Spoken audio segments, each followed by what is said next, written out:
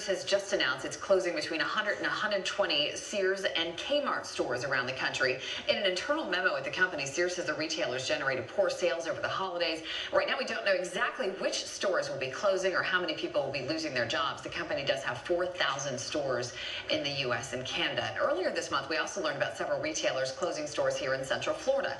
Williams-Sonoma, Harry and David, Pottery Barn, all pulling out of the Florida Mall location. Also, perhaps a sign of the times. And joining us this morning, Joe Bert, our friend from Certified Financial Corp. Always great to see you, Joe. Thanks for coming in. Hope you had a good holiday. It was great. Good.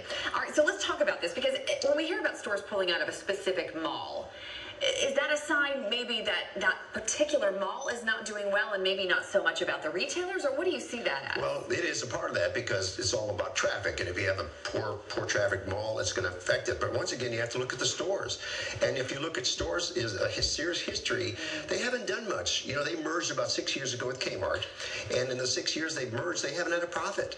And Sears was founded in 1886, and I think some of their stores are still around from 1886.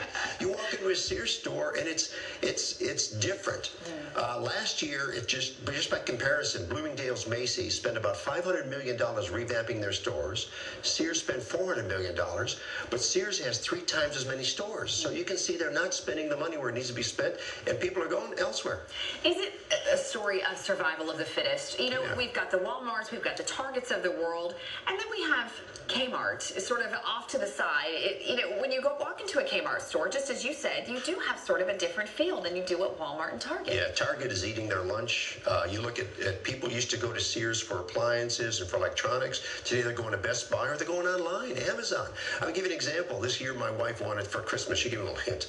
So I bought her a blender, among other things. Okay, good. Among other things. And so where am I going to find this blender? I go online, Amazon. I get all the reviews, look at what's what. 2 days I got it. I don't even have to get in my car to get it. Just like that. Just hit the button and you have it. So I think really retailers have to be very, very competitive today. And Sears, unfortunately, has dropped behind the ball. Is it too late for these companies, if they were to get a really dynamic CEO and bring in, you know, a great marketing team and said, let's try this, well, maybe let's just gear towards appliances and eliminate all the other stuff people aren't buying? Well, Does that help? That's the key. You got to have somebody who understands retailing. Sears chairman is a hedge fund manager. Now, how much does he know about retailing?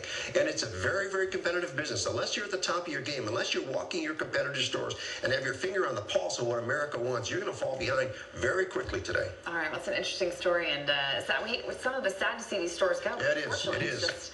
But it's a competitive world, and the strong will survive. Right, absolutely. Joe Bert, Certified Financial Corp. Always great to see you. Thanks for coming in. My pleasure. All right, let's send it over to Liz.